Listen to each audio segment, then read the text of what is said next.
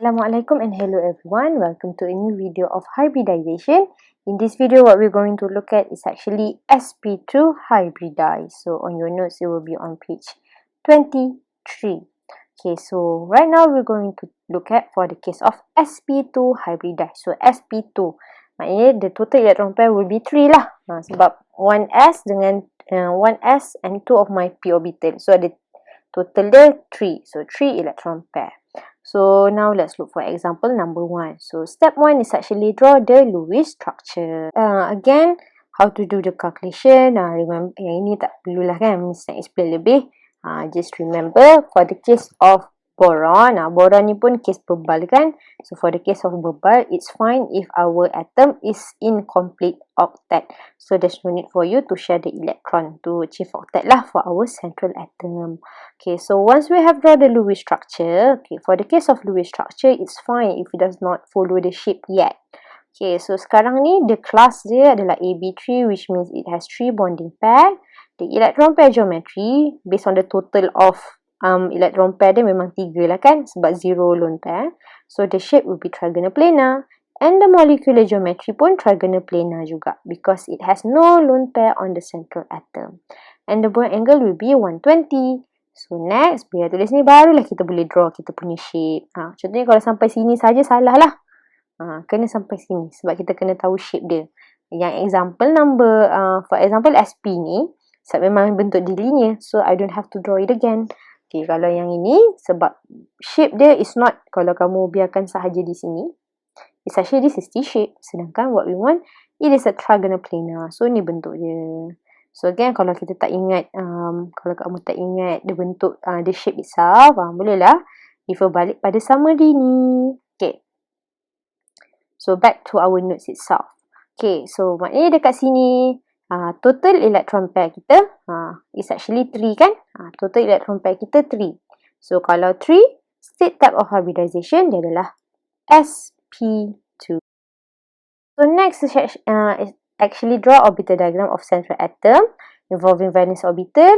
Yang ini highest end, where kat sini highest end kita akan hybrid only for our central sahaja kita akan hybrid.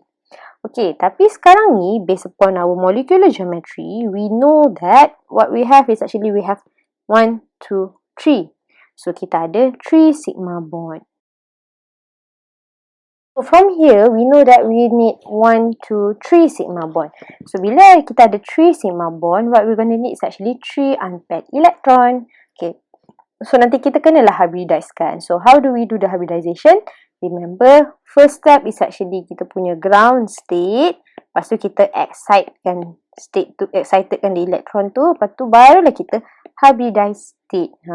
Okay, so kita tengok. Again, kita nak ground state, excited state dengan hybridized state. So kita dah ada lah tiga-tiga ni. Okay, so for the ground state of boron, so kita tengok sini adalah 2s2, 2p1. Okay, so kita buatlah 2s dengan 2p. Okay, so right now, as we can see here, we only have 1 unpaired electron. Sedangkan what we want is actually 3. Kenapa nak 3 unpaired electrons? Sebab ada 3 sigma bond, 1, 2, 3. Okay, so what happened next is actually, okay, for the excited state, apa yang akan jadi? One of the electron here, dia akan excite ke sini. Sebab lagi pun di sini, sp² hybridized. Maknanya nanti ada satu elektron pada S, ada dua elektron pada P. So itu hint dia lah apa yang kita nak. sp², what we want. So macam tadi case previous sp hybridized, what we want satu elektron pada S, satu elektron pada P. Walaupun sini P ada 3 kan. Yang ini yang jadi. Tapi untuk sp², what does it mean is satu elektron pada S, 2 elektron pada P. What will happen? Elektron pada S ni yang akan excited ke sini. So, tak nak lah. Yang ini Miss nak tunjuk hybridized sikit. Okay, yang ni Miss nak tunjuk yang this one dah excited kan. So, this will be it. Okay, so once kita dah excited state kan dia, so we know that it's actually 3 unpaired electron. Memang ada 3 sigma bond kan. Okay, so last step is hybridized state where sp². So sp² ada 1s, 2p. 1s dengan 2p, so total 3 kan. So 3 ni yang kita akan redraw balik. So, dekat sini Miss lukis lah. So, what will happen is that dia akan jadi 1, 2, 3. Okay, make sure labelkan dia ni, ada arrow ni lah. Okay, lepas tu labelkan dia. What happen? Jangan lupa ada lagi satu yang kita tak guna ni kan. So, kita tulis lah. This is actually for the case of our BCl₃. Okay, itu for the case of central. Kita still kena buat untuk chlorine ni juga. So, for the case of chlorine ni, again remember, even though we have 3 of my chlorine, tulis sekali pun cukup saja. We know lah, okay, yang ini ada dengan chlorine number 1. Yang ini nanti ada yang chlorine number 2 pun ada satu unpaired elektron sini kan.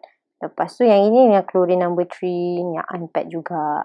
Okay, so that is actually draw the orbital diagram for central and for the ground state.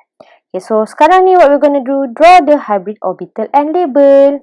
Okay, so basically kalau Miss tengok berdasarkan molecular geometry shape ni, what will happen, B ni kan Miss punya trigonal planar kan. So 1, 2, 3.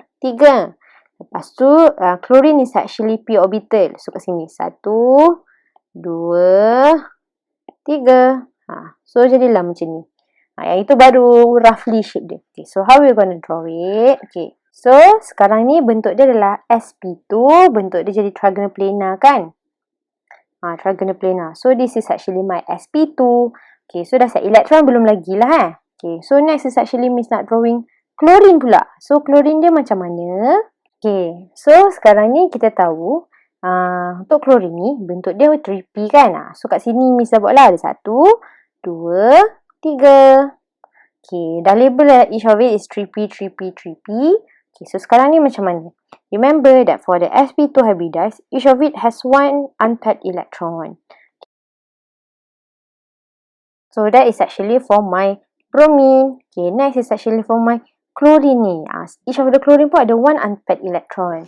So even though here is actually spin up, when kita couplekan dia, okay, bila kita betul lah, dia bonded with our boron, dia akan jadi opposite spin. What happen next is actually make sure, okay, sebab kita kata dia adalah sigma bond dekat sini kan. So each of the electron ni kita kenalah draw sigma, sigma, sigma.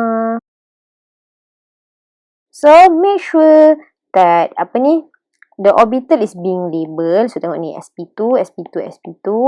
Okay, lepas tu dia ada yang paired electron ni. Make sure ada sigma bond. Lepas tu don't forget to label as well kita punya terminal atom. Okay, and then kalau p orbital, p orbital memang shape dia dumbbell tau. Okay, so label it once pun okay. Kau nak label dua-dua pun tak ada masalah. But make sure chlorine ni dia adalah 3p. Kalau kamu buat p orbital je salah lah. Sebab kalau p, it could be 2p, jadi 3p, jadi 4p. So make sure labelkan dia 3p for each of it. Okay, so that is actually the example for sp² hybridized. Example 2, I believe you could try yourself.